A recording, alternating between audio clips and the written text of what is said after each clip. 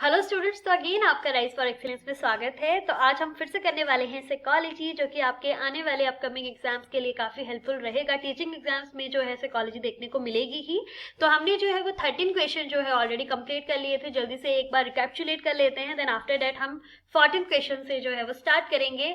तो हमने यहाँ पे सबसे इंपॉर्टेंट पहले हम बात कर लें कि मैस्लो के बारे में जो है वो मैंने आपको बताया था कि उन्होंने जो है वो हायरार्किकल नीड के बारे में जो है वो बताया था। तो यहाँ पे सेल्फ एक्चुअलाइजेशन 9th क्वेश्चन जो हमने किया था कि ये जो है वो किससे संबंधित है, तो ये मैस्लो की थ्योरी से जो है वो संबंधित है, ये पूछा जा सकता है। तो आपको पहले तो ये की पॉइंट्स पता होने चाहिए कि उसकी हायरार्किकल जो थी वो क्या थी। ठीक है, क्या बनाई थी उसने। सबसे पहले था फिजियोलॉजिकल नीड, जिसमें आपका एयर, वाटर, फूड, शेल्टर वगैरह आता था। उसके बाद हमने सेफ्टी नीड के बारे में बात किया था। ये पता होना चाहिए स्टेप बाय स्टेप, कुछ भी पूछा जा सकता है। ठीक है, लव एंड बिलोंगिंग में आपका फ्रेंडशिप आ गया, फैमिली आ गया, ये सब था। ठीक है, एस्टीम में आपका रिस्पेक्ट आ गया, आपको रिकॉग्निशन चाहिए, सेल्फ एस्टीम, सेल्फ रिस्पेक्ट। ठीक है, फिर उसके बाद जो है वो सेल्फ एक्चुअलाइजेशन जो है वो सबसे हाईएस्ट नीड जो है वो अकॉर्डिंग टू मैस्लो है। तो ये आपको पता होना चाहिए। फिर हमने यहाँ पे जो है वो मल्टीपल इंटेलिजेंस के बारे में बात किया था कि ये जो है वो उसी के अंडर आता है। पर्सनल है, बॉडीली नॉलेज है, म्यूजिकल है। तो ये किसने दिया था, तो ये दिया था हार्वर्ड गार्डनर ने। फिर यहाँ पे हमने आज जो बात करनी है वो बात करनी है Sternberg triarchic theory of intelligence. तो ये देख सकते हैं आपके, अगर हम थ्योरी की बात करें तो आपका एक मैस्लो का आ गया, ठीक है, पियाजे का थ्योरी आ गया, कोहलबर्ग के हमने बारे में बात किया था कि थ्योरी ऑफ मॉरल डेवलपमेंट जो दिया था वो दिया था कोहलबर्ग ने। कोहलर की बात करें तो उसने इनसाइट थ्योरी दी थी, जिसमें हमने एक चिंपैंजी के बारे में बात किया था, उसका नाम था सुल्तान। फिर उसके बाद जो है यहाँ पे मैंने आपको स्पेयरमैन का थ्योरी बताया था, जो कि 2 फैक्टर थ्योरी के नाम से भी जाना जाता है, या बाई फैक्टर भी बोलते हैं उसको, जिसमें हमने एक एस फैक्टर के बारे में बात किया था और एक बात की थी जी फैक्टर के बारे में। जी क्या बताता था, जी स्टैंड फॉर जर्नल, और जो एस था वो था स्पेसिफिक। तो हम जल्दी से 14 क्वेश्चन ही देख लेते हैं, रिवीजन करते रहिएगा। तो यहाँ पे जो है फर्स्ट आपका पूछा गया है Sternberg triarchic theory of intelligence. तो ये थ्योरी भी रिलेटेड टू किससे है, इंटेलिजेंस से। तो यहाँ पे ट्राई के बारे में बात किया गया है, इसका मतलब यहाँ पे 3 चीजों के बारे में पहले बात की होगी। तो इसमें बोला गया है कि in Sternberg triarchic theory of intelligence the solution of an analogy item involve. क्या क्या हो सकता है, आंसर तो यहाँ पे दिया गया है, फिर भी हम डिस्कस करेंगे। तो यहाँ पे पहले पूरा देख लेते हैं। एनकोडिंग प्रोसेसेस एंड कंपैरिजन के बारे में बात किया गया है, एक्सपीरियंस एंड एब्स्ट्रैक्ट रीजनिंग के बारे में बात किया गया है, journal process and specific process के बारे में बात किया है, और verbal ability and performance abilities के बारे में जो है वो बात की है। तो पहले में आंसर ही आपको पता ही है, ऑप्शन ए। ऑप्शन ए जो है that is encoding process and comparison processes जो है इसका करेक्ट ऑप्शन है। अब थोड़ी सी यहाँ पे बात कर लेते हैं हम लोग कि यहाँ पे ट्राई आर्क मतलब यहाँ पे 3 चीजों के बारे में कौन सी बात की गई है। तो मैं पहले आपको ये बता देती हूँ। तो स्टर्नबर्ग ने जो 3 चीजों के बारे में बात की है वो है पीसीए। याद रखिएगा इसको, ठीक है, पीसीए। पी का मतलब है प्रैक्टिकल, सी का मतलब है क्रिएटिव, एंड ए का मतलब है एनालिटिक इंटेलिजेंस। इसको आप नोट कर लीजिएगा, फिर से मैं बता देती हूँ। पी स्टैंड्स फॉर प्रैक्टिकल, सी का मतलब है क्रिएटिव, और ए का मतलब है एनालिटिक इंटेलिजेंस। तो अगली बार आपको डायरेक्ट पूछा जा सकता है कि बताइए प्रैक्टिकल, क्रिएटिव और एनालिटिक जो है वो किसने जो है वो यूज किया है, तो वो किया है स्टर्नबर्ग ने। आपको पहले क्वेश्चन तो यही पूछा जा सकता है कि बताइए ये 3 कंपोनेंट किसने बताए हैं, तो वो आ जाएगा आपका स्टर्नबर्ग। दूसरा क्वेश्चन आपको ये पूछा जा सकता है कि ट्रायआर्किक थ्योरी ऑफ इंटेलिजेंस जो है वो किसने दी है, तो वो आ जाएगा आपका स्टर्नबर्ग। अब थोड़ी सी बात कर लेते हैं कि 3 कंपोनेंट कौन कौन से हैं। तो प्रैक्टिकल इंटेलिजेंस की अगर हम बात करें तो प्रैक्टिकल इंटेलिजेंस में आएगा कॉमन सेंस की बात, कि किस तरह से प्रैक्टिकली किसी भी प्रॉब्लम को सॉल्व किया जा रहा है। ठीक है, उसके बाद क्रिएटिव में आएगा कि थोड़ा इमेजिनेशन होगा उसमें, तो थोड़ा सा जो है इनोवेटिव आइडियाज जो है वो यूज किए जाएंगे प्रॉब्लम को सॉल्व करने के लिए, ये भी याद रखिएगा। और जो एनालिटिक इंटेलिजेंस है वो एकेडमिक बेस्ड है। ठीक है, तो उसमें जो है वो आपका प्रॉब्लम सॉल्व जो है वो किया जाएगा एकेडमिक ही। ठीक है, एकेडमिक बेस्ड है ये, तो इस चीज को आपने याद रखना है। तो प्रैक्टिकल में कॉमन सेंस आ जाएगा, क्रिएटिव में इमेजिनेशन, इनोवेटिव आइडियाज आएंगे, how to solve a problem. ठीक है, और एनालिटिक में आपको मैंने बता ही दिया। तो ये तीनों चीजें आएंगी। अब यहाँ पे थोड़ी सी हम बात कर लेते हैं कि कौन कौन से आपने इंपॉर्टेंट कीवर्ड्स जो हैं वो याद रखने हैं। तो चलिए अब देख लेते हैं इसको भी।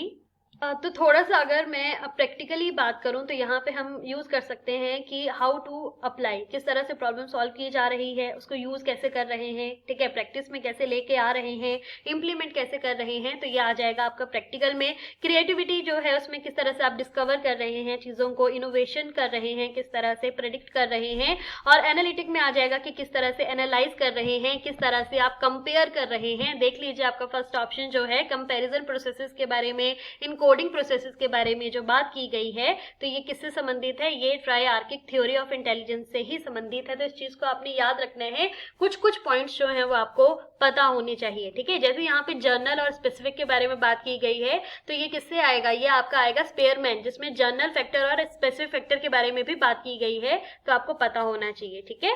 उसके बाद यहाँ पे अगला है research shows that the following doesn't contribute to teachers effectiveness. तो यहाँ पे बात की गई है कि बताइए कि कौन सा जो है यहाँ पे आपका कंट्रीब्यूट नहीं करेगा teacher related to teacher effectiveness. तो यहाँ पे आपका आता है कम्युनिकेशन स्किल, ऑफ कोर्स होनी ही चाहिए आपके टीचर में। Use of ICT, of course ये भी होना चाहिए। यूज ऑफ स्टूडेंट फीडबैक, भाई स्टूडेंट फीडबैक भी जो है वो बहुत इंपॉर्टेंट है। ईयर्स ऑफ एक्सपीरियंस मैटर नहीं करता है, ठीक है, कोई कितने साल भी पढ़ा रहा हो, ठीक है, पर कोई 2 महीने भी पढ़ा रहा है उसका भी मैटर करता है, ठीक है। तो यहाँ पे जो है ये वाला जो है सी, ईयर्स ऑफ एक्सपीरियंस जो है वो यहाँ पे कंट्रीब्यूट नहीं करेगा टू टीचर्स इफेक्टिवनेस।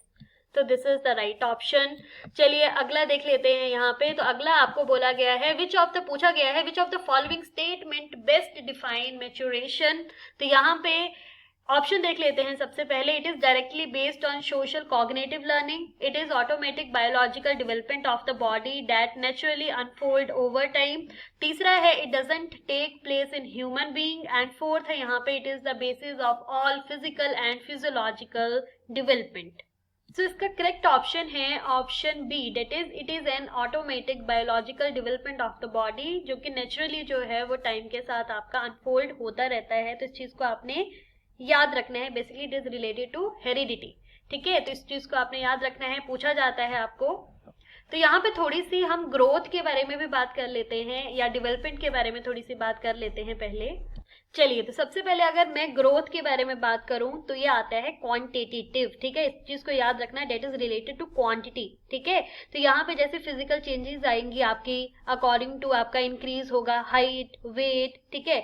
तो यहाँ पे हम इसमें बात करेंगे, ग्रोथ रेफर करता है आपका फिजिकल चेंजेस के बारे में, ठीक है। और डेवलपमेंट क्या है, डेवलपमेंट जो है उसमें आपका क्या आएगा, क्वालिटेटिव, याद रखिएगा, ठीक है, जिसमें आपकी क्या आएगी, कॉग्निटिव डेवलपमेंट आएगी, इमोशनल डेवलपमेंट आएगी, सोशली कैसे आप जो है वो बात कर रहे हैं, सोशलाइज कैसे हैं आप, ठीक है, मोरल मोटर स्किल आएंगे, साइकोमोटर स्किल्स आएंगे इसमें, ठीक है। फिर आप कैसे लर्न कर रहे हैं, कैसे किसी प्रॉब्लम को सॉल्व कर रहे हैं, कैसे आप बात कर रहे हैं, तो ये सारी चीजें किसके अंडर आएंगी, ये सारी चीजें जो है वो आपकी कहाँ पे आएंगी, डेवलपमेंट में। और ग्रोथ जो है क्वांटिटी से रिलेटेड है, ठीक है, फिजिकल चेंजेस से रिलेटेड है, आपका हाइट है, आपका वेट है, ठीक है, क्वांटिटी ये पूछा जाता है कि बताइए कि आपका ग्रोथ क्वांटिटी है या क्वालिटेटिव है, ये पूछा जाता है, ठीक है। और आपका डेवलपमेंट के बारे में भी पूछा जाता है, तो आप दोनों चीजें जो है वो आपको पता होनी चाहिए यहाँ पे, ठीक है।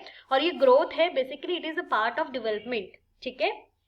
चलिए अब यहाँ पे थोड़ी सी हम बात कर लेते हैं, इसका कौन सा ऑप्शन था, दैट इज सेकंड ऑप्शन। अब यहाँ पे हम बात कर लेते हैं, फिर से आपको पूछा गया है चॉम्स्की के बारे में। चॉम्स्की के बारे में हमने क्या बात किया था, तो हमने यहाँ पे बात किया था, अगर हम थोड़ा सा देखें तो हमने बात की थी यहाँ पे कि साइको लिंग्विस्टिक थ्योरी जो है वो किसने डेवलप किया था, तो ये किया था चॉम्स्की ने, ठीक है। अब यहाँ पे क्वेश्चन क्या है आपका कि विच of the following is a characteristic of Chomsky theory. तो अब यहाँ पे क्या बात हो रही है, पहले हमें नाम तो पता ही होना चाहिए, उसने क्या चीज दी थी ये भी पता होना चाहिए, और वो भी पता ये उसका जो सारा चॉम्स्की थ्योरी क्या बोलती है, कौन से की पॉइंट उसने यूज किए हैं, क्या बात की है, that is also very very important. तो हम थोड़ा सा देख लेते हैं चॉम्स्की के बारे में। चलिए, पहले यहाँ पे बोला गया है कि कैरेक्टरिस्टिक जो है अकॉर्डिंग टू चॉम्स्की थ्योरी वो क्या है। तो फर्स्ट ऑप्शन है development of language is between 3 और 5 ईयर्स ऑफ एज। सेकेंड है language development is dependent on the reinforcement received by the child.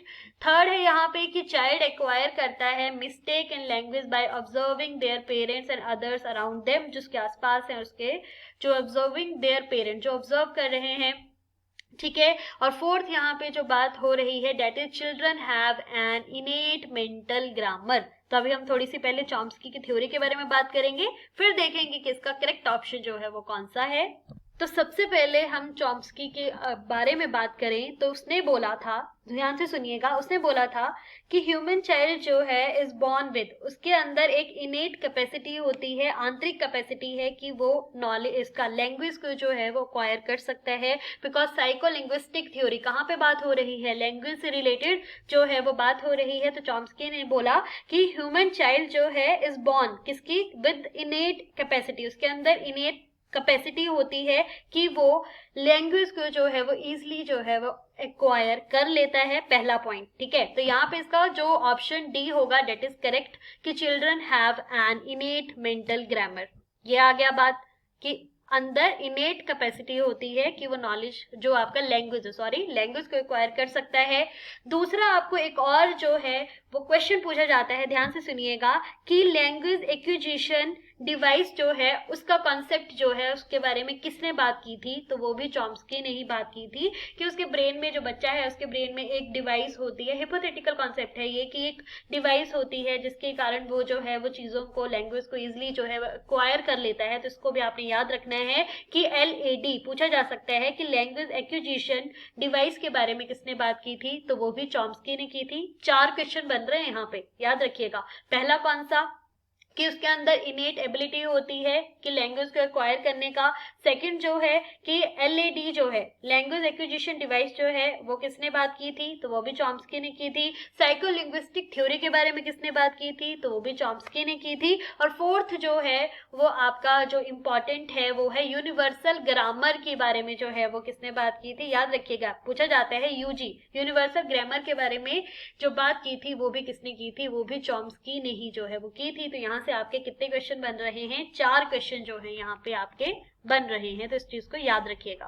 तो अगला क्वेश्चन यहाँ पे है, failure to develop consistent identity result in. बोला गया है कि अगर कंसिस्टेंट आइडेंटिटी डेवलप करने में, बनाने में अगर फेलियर है बच्चा, तो उस रिजल्ट क्या होता है, उसका इन्फीरियोरिटी आती है, रोल कंफ्यूजन है, स्टेग्नेशन है, या सोशल आइसोलेशन है। तो इसमें इसका करेक्ट ऑप्शन आएगा option B, that is role confusion.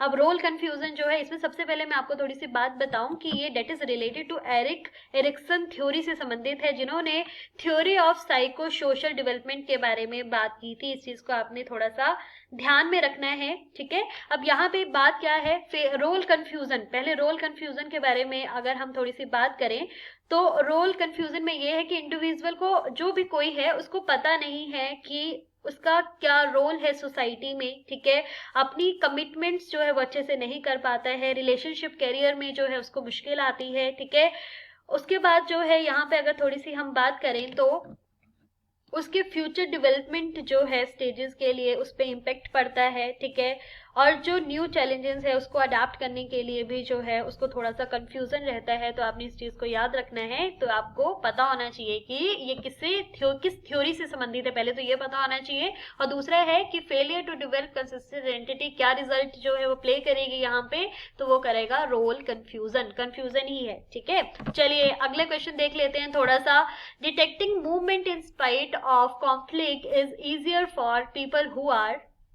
तो यहाँ पे जो कैम्पलेज है इसका मतलब होता है छलावा टाइप। ठीक है, तो अगर मैं हिंदी में बात करूं तो इसमें इसका जो क्वेश्चन पूछा गया है वो है कि छलावरण के होते हुए भी गतिशील को खोज लेना उन व्यक्तियों के लिए आसान होता है जो कि फील्ड डिपेंडेंट होते हैं, both field dependent and field independent होते हैं, ये neither field dependent nor field dependent होते हैं। तो इसका करेक्ट ऑप्शन है that is in field dependent. ठीक है, तो इसका ये करेक्ट ऑप्शन है। यहाँ पे अगर हम देखें तो यहाँ पे फील्ड इंडिपेंडेंट होना था, बट यहाँ पे अकॉर्डिंग टू आपका क्वेश्चन पेपर इन फील्ड लिखा गया है। तो आपका जो फील्ड इंडिपेंडेंट इंडिविजुअल्स है वो मे बी बेटर फोकस करते हैं स्पेसिफिक डिटेल्स पे। ठीक है, और अगर हम यहाँ पे फील्ड डिपेंडेंट के बारे में बात करें तो जो फील्ड डिपेंडेंट हैं वो बात करते हैं, बेटर होते हैं परसीविंग द ओवरऑल कॉन्टेक्स्ट के बारे में जो है वो बात करते हैं। इंडिपेंडेंट, जो फील्ड इंडिपेंडेंट है वो फोकस करते हैं स्पेसिफिक डिटेल पे। तो इस पे आपने याद रखना है, this is the correct option. ठीक है, अगला क्वेश्चन यहाँ पे पूछा गया है, people with moderate mental retardation, जो मेंटल रिटार्डेड होते हैं उनका आईक्यू का रेंज कितना है? तो का रेंज है 35 to 49, ये याद रखिएगा, this is the correct option.